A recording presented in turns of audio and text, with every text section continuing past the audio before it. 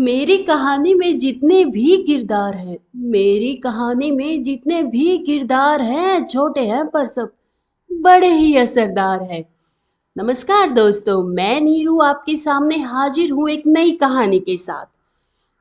कहानी का नाम है सबको सराहे किसी को दोषी न ठहराए। यदि आप जीवन में आनंद और प्रसन्नता पाने के साथ साथ आत्मा की भी तृप्ति चाहते हैं तो सबसे पहले इस वाक्य को जीवन में अपनाएं। Excuse none, praise everyone. जी हाँ, आपको इस वाक्य को सही मायने में अपने जीवन में उतारने का संकल्प लेना होगा। तभी आप एक बेहतर, प्रसन्नतादायक और संतुष्ट जीवन जी पाएंगे। ये वाक्य जीवन के प्रत्येक क्षेत्र में महत्व रखता है।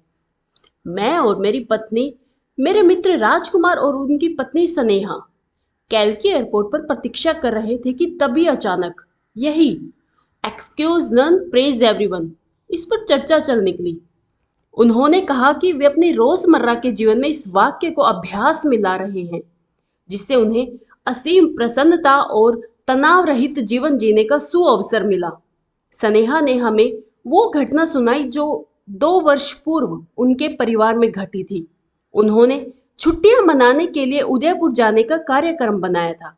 स्नेहा छुट्टियों की संपूर्ण योजना बनाने में विश्वास रखती है, इसलिए उन्होंने एयर टिकट, होटल और वापसी की टिकटें सब कुछ बुक कर दिया था। नियत समय पर कपल एयरपोर्ट के लिए रवाना हुए। उन्होंने उदयपुर में एक 5 स्टार होटल रिजर्व किया था। उन्हें एयरपोर्ट पहुंचने में थोड़ी देर हो गई तो एयरलाइन कंपनी ने अपने विंडो बंद कर दी थी। उनकी टिकटें रद्द करके किसी दूसरे को दे दी गई। प्राय ऐसी सिचुएशन में हम में से प्रत्येक को कठिन हालात का सामना करना पड़ता है। हम एक दूसरे को दोषी ठहराते हैं। यहाँ भी अपेक्षित था कि पति पत्नी को और पत्नी पति को दोषी ठहराए। दोनों एक दूसरे से यही कहते हैं कि वे सही हैं और सारी गलती दूसरे की है। स्नेहा ने बताया कि उड़ान रद्द होने के कारण होटल की बुकिंग भी रद्द करनी पड़ी। सारा कार्यक्रम चौपट हो गया, किंतु उन दोनों ने अपना आपा नहीं खोया। एक दूसरे को दोषी ठहराने की बजाय राजकुमार ने घर फोन किया और ड्राइवर से कहा कि शिमला जाने को तैयार रहे। ड्राइवर को कुछ समझ नहीं आया क्योंकि 1 घंटा पहले तो उन्हें उदयपुर की उड़ान के लिए छोड़ कर आया था। अब राजकुमार और स्नेहा जल्दी से घर पहुंचे।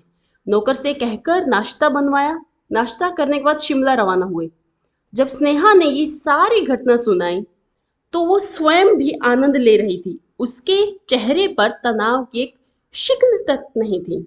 उन्होंने कहा कि वे उनके पति को दोषी ठहराने की बजाय सराहने की अवधारणा में विश्वास रखती है। मेरा भी ये मानना है कि यदि हम रोजमर्रा के जीवन में इस विचार को अपना ले तो घर हो, दफ्तर हो, हर जगह प्रसन्नता, शांति, आनंद का साम्राज्य होगा और तनाव का नामो निशान भी नहीं। तो इस कहानी से हमें ये सीख मिलते हैं कि हैप्पीनेस के लिए, अपनी सेटिस्फैक्शन के लिए सबसे पहले हमें सिचुएशन में संयमित होना सीखना होगा।